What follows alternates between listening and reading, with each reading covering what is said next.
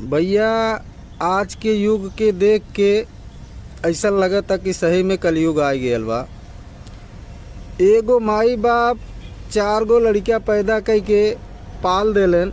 जब वो लड़कवा बड़ा हो जालन तब जब अलगे अलगे होए लगलन तब का कहलन, अरे बटी जाई है घरवा दुआर पाई पाई, बट गईले घरवा दुआर पाई पाई। के करा में बाबू रही हैं, के करा में माई, के करा में बाबू रही है, के करा में माई।